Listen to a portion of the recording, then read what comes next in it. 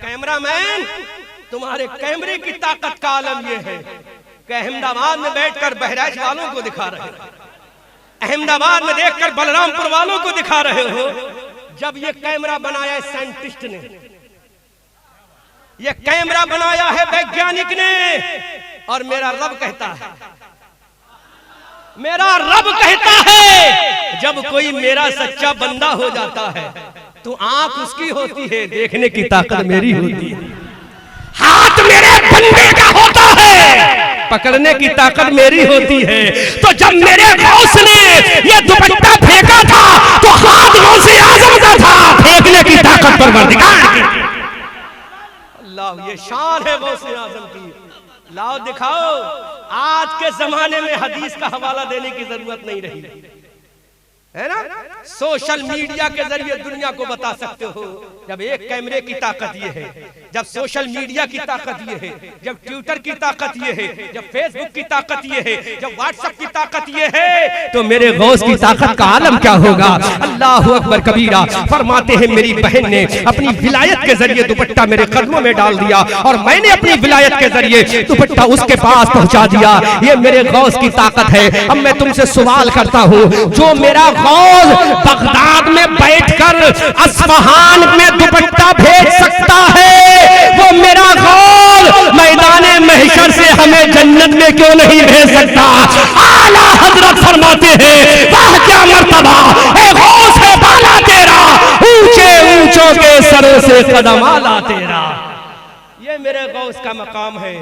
अब इंसान अगर वाकई तेरे अंदर हलाली खून है तो कह दे गौस उनका भी है, गौस मेरा भी है, गौस तेरा भी है गौस।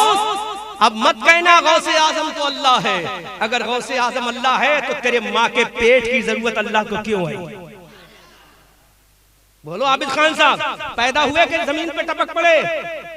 अम्मा के पेट से आई, आसमान से टपके?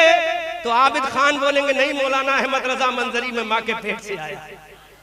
अल्लाह तो अहकमुल हाकिमीन है, लेकिन तेरी माँ के पेट का वसीला बनाया है ताकि तू माँ के पेट में जाए तो माँ का अदब व एहतराम सीख जाए। जब माँ के सीने से तू जन्नती दूध पिए तो माँ का मर्तबा समझ ले। तो मेरे रब ने कह दिया, अरे जन्नत देने वाला तो मैं हूँ, लेकिन जन्नत उसी को दूंगा जिसको अब्दुल कादिर जीलानी कहेगा। अब्दुल कादिर कहेगा मौला जन्नत दे दे तो कहना उसका काम है, जन्नत देना मेरा काम है। आला हजरत फरमाते हैं, कौन देता है, देने को मुंह चाहिए, देने वाला है सच्चा हमारा नबी। अब बगदाद वालों, जब उनकी ये शान है तो अहमदाबाद वालों मैं तुमसे एक सवाल करता हूं, गौसे आजम तुम्हारे रिश्तेदार हैं? नहीं, तुम्हारे खानदान के, तुम्हारे कबीले के, तुम्हारे मुल्क के, तुम्हारी कंट्री के। आबिद खान साहब, ये 1-2 लाख रुपया क्यों खर्च किया आपने? अरे गौसे आजम ने तुम्हारे खानदान के नहीं, तुम्हारे रिश्तेदार नहीं, तुम्हारी बिरादरी के नहीं, तुम्हारे मुल्क के नहीं, तुम्हारे सूबे के नहीं, तुम्हारे शहर के नहीं, तो क्यों 1 लाख रुपया खर्च किया, 2 लाख रुपया खर्च किया? तो मौलाना आबिद बोले, अहमद रजा मंजरी, आर यू मेड के? क्या तुम पागल हो? हमसे क्यों पूछते हो? उससे पूछो, उससे पूछो। जब हमने उससे पूछा तो कहा कुरान के पास जाओ। जोर से बोलो, जोर से बोलो, पीछे वालों जोर से बोलो। हमने कहा परवरदिगार, गौसे आजम हमारे मुल्क के भी नहीं, हमारे खानदान के भी नहीं, हमारे कबीले के भी नहीं, हमारी बिरादरी के भी नहीं। फिर आज पूरी दुनिया में गौसे आजम का जिक्र क्यों हो रहा है? कुछ मौलवियों के पेट में दर्द क्यों हो रहा है? कुछ मौलवियों की नानी क्यों मरी जा रही है? तो मेरे रब का जवाब आया, अल्लाह का कुरान आया, रब का फरमान आया। पूरा मजमा इस्तकबाल कर, जब मैं इशारा करूं, नकीब साहब पूरा मजमा इस्तकबाल कर मैं इशारा करूं, अल्लाह फरमाता है, अरे गौसे आजम का जिक्र इसलिए है, हमने कुरान में कह दिया, फज़कुरूनी अज़कुरुकुम, तुम मेरा जिक्र करो, मैं तुम्हारा जिक्र करूंगा। गौसे आजम ने मेरा जिक्र किया है, मैंने गौसे आजम का जिक्र किया है। अल्लाह, गौसे आजम ने मेरा जिक्र किया, मैंने गौसे आजम का जिक्र किया है। अब ये जिक्र आबिद खान नहीं कर रहे हैं, बल्कि परवरदिगार करा रहा है। ये जिक्र अहमदाबाद के मौलवी नहीं कर रहे हैं, बल्कि परवरदिगार करा रहा है। और जिक्र यहाँ बैठकर तुम नहीं सुन रहे हो, बल्कि अल्लाह तुम्हें सुनवा रहा है, क्योंकि अल्लाह का कुरान है। कुरान का दूसरा पारा है, दूसरे पारे की सूरह बकरा है। अल्लाह इरशाद फरमाता है, फज़कुरूनी, तुम मेरा जिक्र करो, अज़कुरुकुम, मैं तुम्हारा जिक्र करूंगा। तुम मेरा जिक्र करोगे जमीन पर, मैं तुम्हारा जिक्र करूंगा आसमानों पर। तुम मेरा जिक्र करोगे लोगों के दरमियान में, मैं तुम्हारा जिक्र करूंगा फरिश्तों के दरमियान में। अल्लाह अकबर कबीरा। आज 1000 साल से ज्यादा जमाना गुजर गया, मेरे गौसे आजम बगदाद के अंदर आराम फरमा है, लेकिन जैसे ही 11वीं का महीना आता है, पूरी दुनिया के कोने कोने में, मशरिक से मगरिब तक, शुमाल से जनूब तक, चाहे यूरोप हो, अमेरिका हो, वेस्ट इंडीज हो, हॉलैंड हो, बर्तानिया हो, जिम्बाब्वे हो, न्यूजीलैंड हो, जो कोई भी दुनिया का मुल्क हो, सारी जगह पर गौसे आजम का जिक्र हो रहा है। उसकी वजह यह है कि मेरा गौसे आजम जब पैदा हुआ था तो अल्लाह का जिक्र किया, बचपने के आलम में अल्लाह का जिक्र किया, 10 साल की उम्र में अल्लाह का जिक्र किया, 20 साल की उम्र में अल्लाह का जिक्र किया, 18 साल की उम्र में अपने शहर जीलान को छोड़कर बगदाद चले गए, अल्लाह का जिक्र किया, जवानी में अल्लाह का जिक्र किया, बुढ़ापे में अल्लाह का जिक्र किया, अरे कब्र में गए तो अल्लाह का जिक्र किया।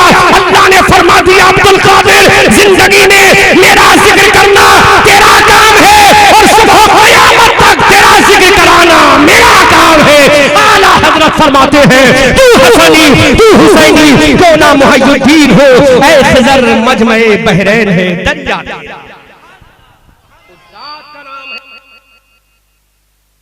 का नाम है गौसे आजम। लिहाजा मुसलमानों, किसी मौलवी के बहकावे में मत आओ। जो मौलवी तुमसे ये कहे कि गौसे अब्दुल कादिर को गौसे आजम क्यों कहते हो, तो उसका हाथ पकड़ना, किसी हम जैसे मौलवी के पास ले आना। दिन में तारे नजर आएंगे उसको। गौसे आजम को गौसे आजम इसलिए कहते हैं कि उसने हमारी मदद की है, अल्लाह ने उम्मत का रहबर बनाया है, और मेरे मुस्तफा का सच्चा जानशीन बन के आया है। अल्लाह अकबर कबीरा। तू 1 महीने के रोजे रखे तो तेरी हालत खराब हो जाए। मेरे गौसे आजम ने तो 40 साल तक इशा के वुजू से फजर की नमाज अदा की है, एक पैर पर खड़े होकर पूरा कुरान 40 साल तक पढ़ा है। गौसे आजम ने 11 साल तक कंटिन्यू नॉन स्टॉप रोजे रखे हैं। सुबह को कुरान पढ़ा है, शाम को कुरान पढ़ा है, पूरी जिंदगी अल्लाह उसके रसूल के लिए वक्फ कर दी है। इसीलिए तो आला हजरत फाज़िल बरेलवी रज़ी अल्लाह ताला अन्हु इरशाद फरमाते हैं, जब मैं क़यामत के मैदान में जाऊंगा, मुस्तफ़ा करीम सल्लल्लाहु अलैहि वसल्लम के दरबार लगा होगा, आमना के लाल खड़े होंगे।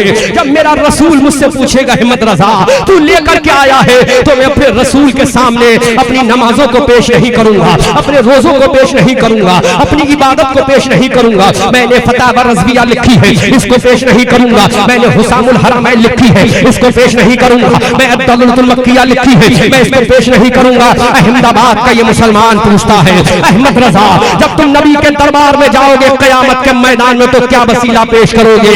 इमाम अहमद रजा फरमाते हैं, अपनी नमाजें पेश नहीं करूंगा, अपनी इबादतें पेश नहीं करूंगा। अहमद रजा क्या पेश करोगे? पूरा मजमा इस्तक़बाल करे। बरेली के आला हज़रत फरमाते हैं, मैं पेश नहीं करूंगा। तेरी सरकार में लाता है रजा उसको शफी जो मेरा गौस है और लाडला बेटा तेरा, जो मेरा गौस है और लाडला बेटा तेरा। वह क्या मर्तबा है गौस है बाला तेरा, ऊंचे ऊंचों के सरों से कदम आला तेरा। नारे तकबीर, नारे रिसालत, जश्न गौसुल वरा, अल्लामा मंजरी साहब किबला। याद रखो मुसलमानों, अपने बुजुर्गों के दामने करम से वाबस्ता हो जाओ। आज मुझे हैरत थी मौलाना आबिद साहब, जब मैं शाह आलम रज़ी अल्लाह ताला अन्हु के मजार पे गया, तो एक देवबंदी को मैंने वहां देखा। मैं हैरत में पड़ गया, अल्लाह ये देवबंदी यहाँ क्यों आया है? तो शाह आलम की कब्र से आवाज हुई, अहमद रजा, हमारे पास अगर कोई मजबूर खुश होकर नहीं आता तो मजबूर होकर आता है, अगर मसरूर होकर नहीं आता तो मजबूर होकर आता है। देवबंदी था, ये सब छिली हुई थी, इतना ऊंचा पैजामा था उसका, और हजरत शाह आलम के मजार पे हाजिरी दे रहा था। और मजे की बात तो ये, उनके मौलवी ने लिखा फूल चढ़ाना हराम, वो फूल भी चढ़ा रहा था। तो मैंने कहा भाई ये तो हराम है, क्यों आया है? इस तुरबत पे क्यों आए? तो मिट्टी का ढेर है, ये तो मिट्टी का ढेर है। तेरे मौलवियों ने लिखा है, देख उनकी किताबें उठा उठा कर। तो वो देवबंदी मौलवी मजबूर हो गया, क्या करूं, ये अल्लाह वाला है, जो यहाँ आ गया वो अल्लाह के पास चला गया। तो ये लोग जाते हैं, मजबूरी में जाते हैं। लिहाजा मुसलमानों, तुम हजरत शाह आलम के दरबार से लगे रहो, कुतुब आलम के दरबार से रहो, मूसा सुहाग के दरबार से लगे रहो। इन अल्लाह वालों के साथ लगे रहोगे तो इंशाअल्लाह दुनिया भी तुम्हारी है, आखिरत भी तुम्हारी है। हम बगदाद तो नहीं जा सकते, लेकिन बगदाद के गौसे आजम की 11वीं तो मना सकते हैं, उनके नाम की फातिहा तो दिला सकते हैं, उनके नाम का जलसा तो कर सकते हैं, उनके नाम की मीलाद तो कर सकते हैं। अगर गौसे आजम खुश हो गए तो रसूल आजम खुश हो जाएंगे, और जब मेरा रसूल खुश हो गया तो अल्लाह फरमा देगा, इन्नल्लाह मअस सादिकीन, अल्लाह वालों के साथ हो जाओ। ये कहना मेरा है, तो गौसे आजम के साथ लगना तेरा काम है, जन्नत देना मेरा काम है। आला हजरत बरेली की धरती से पुकार कर कहते हैं, तेरी सरकार ने लादा है रजा उसको शफी, जो मेरा गौस है और लाडला बेटा तेरा। आज भी फैजाने गौसे आजम रवा दवा है। देखो कुतुब आलम के दरबार में, इसी शहर की एक बात और बता दूं, मौलवियों तुम्हारी अकल को क्या हो गया है? एक अल्लाह वाला इसी अहमदाबाद में लेटा है 4-5 किलोमीटर की दूरी पर, यहाँ से 10 किलोमीटर की दूरी होगी बहुत। तहज्जुद की नमाज के लिए उठा, रात में ठोकर लगी। ठोकर जब लगी, अल्लाह वाले की शान तो देखो, 10-12 किलोमीटर दूर का फाइन। देवबंदियों की अकल को हो क्या गया है? मेरे भाइयों, ये अंग्रेजों के एजेंट हैं, वरना इनके दिल के अंदर अल्लाह वालों की मोहब्बत होती, अल्लाह वालों ने की प्रॉपर्टी जमीन जायदाद नहीं दबाई है। इसीलिए आला हजरत फरमाते, दुश्मन अहमद में शिद्दत कीजिए, मुल्हिदों से क्या मुरफ़्फ़त कीजिए, खैज़ में चल जाए बेदीनों के दिल, या रसूल अल्लाह की कसरत कीजिए। यही कुतुब आलम 10-12 किलोमीटर दूरी पर आराम फरमा है। पैर टकराया, तहज्जुद की नमाज के वक्त जा रहे हैं अल्लाह की इबादत करने के लिए, पैर टकराया, जबान से निकला, पत्थर है, लोहा है, कंकर है, लकड़ी है, न जाने क्या। जोर से बोलो, न जाने क्या है। तो दुनिया के तमाम मौलवियों से पूछो, उस अल्लाह वाले ने देखा नहीं था, का पत्थर है तो वो पत्थर भी मौजूद है। जोर से बोलो, का लकड़ी है वो लकड़ी भी मौजूद, का कंकर है वो कंकर भी मौजूद। फिर हजरत कुतुब आलम ने कहा न जाने क्या है। तो आज तक अहमदाबाद का कोई माई का लाल बता ना सका ये क्या है, क्योंकि अल्लाह वाले ने जो कह दिया सो कह दिया। अब सुबह क़यामत तक कोई नहीं बता सकता कि वो चौथी चीज क्या है। वो अल्लाह वाला कुतुब आलम जाने या परवरदिगार आलम जाने। अल्लाहु अकबर कबीरा, सुभान अल्लाह बुकरतुन वासीला। और उन्हीं का शहजादा हजरत शाह आलम, जो यहीं से 10-12 किलोमीटर की दूरी पर आराम फरमा है, वो आज तख्त की मैंने जियारत की, जिस पर बैठकर वो अल्लाह वाला अपने तालिबे इल्मों को दर्स दिया करता था। एक दिन वो अल्लाह वाला अपने तालिबा को दर्स ना दे सका, तो उसकी मसनद पे बैठकर मुस्तफा जाने रहमत ने पढ़ाया। अल्लाहु अकबर कबीरा, जरा गौर तो करो। अरे तू जहां बैठ जाए वो जगह बदबूदार हो जाए, और जहां मेरा नबी आ जाए वो जगह खुशबूदार हो जाए।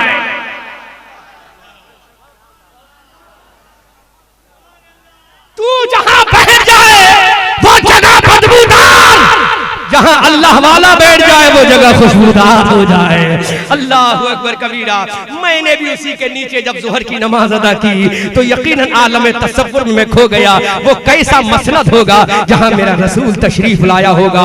इसलिए मुसलमानों, इन अल्लाह वालों के दामन करम से वाबस्ता हो जाओ। और कुरान तुम्हें साफ साफ हुक्म देता है, या अय्युहल्लज़ीना आमनुत्तकुल्लाह, ईमान वालो अल्लाह से डरो, वकूनू मा सादिकीन, और सच्चों के साथ हो जाओ। हम कुरान से पूछते हैं, मौला ये सच्चों की जमात कौन सी है? अल्लाह कुरान करीम के 5वें पारे की सूरह निसा में इरशाद फरमाता है, अनअमल्लाहु अलैहिम मिनन नबिय्यीना वस्सिद्दीकीना वश्शुहदाए वस्सालिहीन। अनअमल्लाह, अल्लाह का इनाम नबियों की जमात पर है, अल्लाह का इनाम सिद्दीकीन की जमात पर है, अल्लाह का इनाम शुहदा की जमात पर है, अल्लाह का इनाम वलियों की जमात पर है, और यही सच्चों की जमात है। अल्लाह के इज्जत व जलाल की कसम, क़यामत के मैदान में अगर हम जहन्नम में जाएंगे और गौसे आजम के दामन करम से वाबस्ता हो गए तो मेरे गौस फरमाएंगे, ऐ अल्लाह मैं जन्नत में जब ही जाऊंगा जब ये मेरे नाना के उम्मती जाएंगे।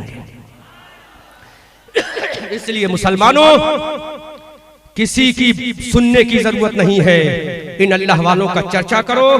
11वीं शरीफ में गौसे आजम की फातिहा दिलाओ, हजरत कुतुब आलम का उर्स आए उनके उर्स में जाओ, हजरत शाह आलम का उर्स आए उनके उर्स में जाओ, हजरत ख्वाजा गरीब नवाज की छठी मनाओ, मेरे रसूल की बारहवीं मनाओ। दुनिया में यही काम आने वाली चीजें हैं। लेकिन एक बात मैं बहुत कड़वी कह के जा रहा हूँ, ये बात याद रख लो, कान खोल कर सुन लो, ये सारे जलसे जुलूस, ये नियाज़ो फातिहा जब ही तुम्हारे काम आएंगी जब तुम नमाज़ें अदा कर लोगे।